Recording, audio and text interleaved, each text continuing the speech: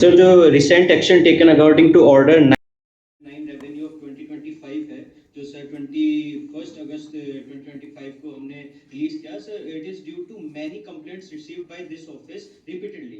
Local peoples ने repeatedly मेरे office को बार बार कंप्लेंट्स दी कि देयर आर सम इरेगुलरिटीज और there were some apprehensions of the local peoples also. I will sir just read कि why this order was issued, because this is strictly due to violation of terms of allotment of the order. Sir, जो allotment order 652 revenue of 2018 dated 5 complaints received by this office repeatedly. Local peoples ने repeatedly मेरे office को बार बार complaints दी कि there are some irregularities or there were some apprehensions of the local peoples also. I will sir just read कि why this order was issued, because this is strictly due to violation of terms of allotment of the order. Sir, जो allotment order 652 revenue of 2018 dated 2018 को जो issue किया गया था, उसमें ये साफ लिखा था कि ये ऑर्डर कंस्ट्रक्शन ऑफ यूनिवर्सिटी के लिए है। जो उसकी टर्म्स एंड कंडीशन थी लीज होने की या अलॉटमेंट ऑर्डर की, उसका फर्स्ट पॉइंट था the lessee shall not sublet the land or part thereof without express permission from the lessor. Second point था the land shall be used for the purpose for which it is allotted. The purpose was construction of university, but it was not followed, and there is no university that has been set up on the allotted land till date. Third point जो था वो था तहसीलदार ले will hand over the position of the land to the concern after executing the lease deed agreement, whereas no lease agreement has been executed in respect of the allotment land and no formal handing over and taking over of the said land has taken place through tehsildar ले till date. Fourth point जो था वो था the allottee shall execute the lease date within a period of 1 year from the order. The date of the order was 5 May 2018, failing which the allotment order shall be deemed to be cancelled. So deemed to be cancelled is an automatic clause जो अपने आप ही provision में आ जाता है। तो जो 5/5/2019 को ये खुद में खुद ऑटोमेटिकली ये वाला प्रोविजन जो फोर्थ पॉइंट था वो अपने आप ही डीम्ड लिखा गया था। तो इसलिए हमने इसको फिफ्थ पॉइंट जो था the land shall escheat to the state that is LHDC ले in case of any violation of the terms and condition of the lease deed. So इस लैंड को हमने से फिर वापस एस्चीट किया स्टेट को जो है LHDC ले, और हमने ऑर्डर किया कि तहसीलदार ले shall remove all the encumbrance from the said piece of the state land.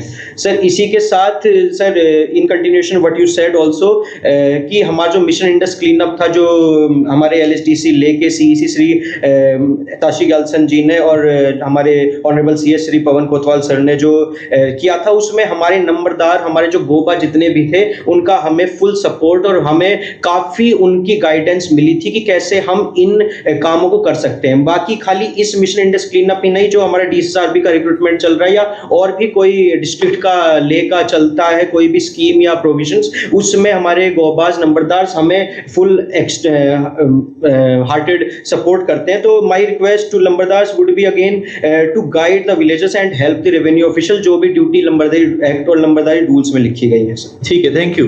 तो एक लास्ट में मैं एक और क्लैरिफिकेशन दूंगा। जब हमारी यूटी बनी लद्दाख की तो हमें लगभग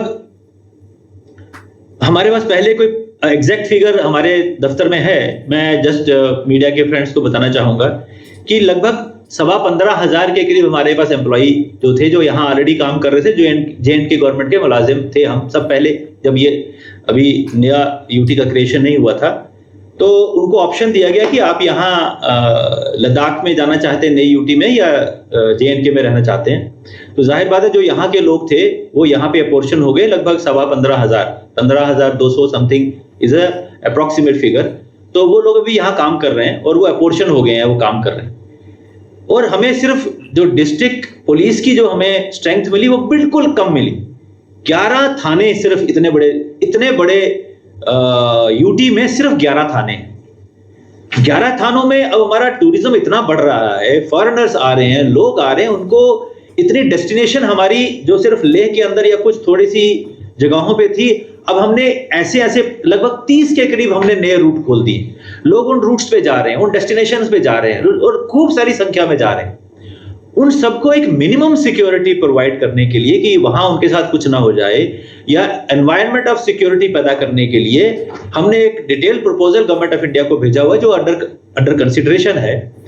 लेकिन पेंडिंग दैट हमारी इतनी थिन फोर्स है कि हम, जब हमारे पास कोई एप्लीकेशन आती है कि क्या हम ये रूट खोलें, मतलब हम तो चाहते हैं हमारे सारे रूट खुल जाएं, जो ट्रैकिंग के रूट हैं, माउंटेनियरिंग एक्सपेडिशन के रूट हैं, सारे खुल जाएं।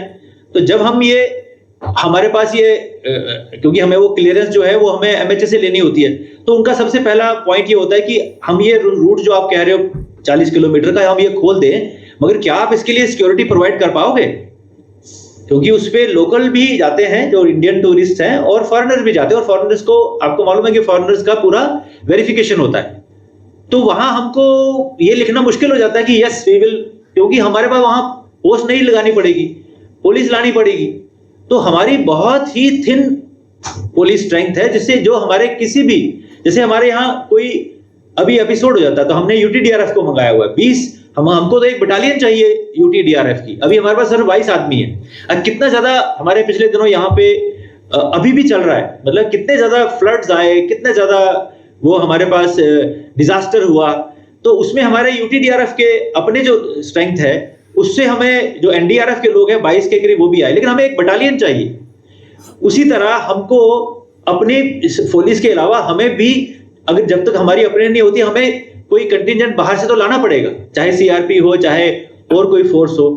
तो मेरा कहने का मतलब यह है कि फोर्सेस का जो हमारे पास कमी है, हम उसको कभी कभी कहीं से भी, जहां से हमें मिलती है, हम उसको इसलिए रखते हैं कि हमारा टूरिस्ट सीजन चल रहा है, हमारा कोई लॉ एंड ऑर्डर भी हो जाए। तो अब लॉ एंड ऑर्डर में एक प्रिंसिपल है, प्रिंसिपल ये होता है कि अगर आप इल प्रिपेयर्ड हैं तो जाहिर बात है कोई गड़बड़ हो जाएगी, लेकिन अगर आप वेल प्रिपेयर्ड हैं तो जाहिर बात है कोई कुछ नहीं होगा।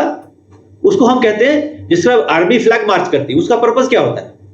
तो कहने का मेरा मतलब यह है कि जब तक, क्योंकि जिसने शरारत करनी है वो इंटेंशनली करता है। Whoever wants to create mischief, it is through intention। ये नहीं कि वो, उसको पता नहीं वो क्या कर रहा है।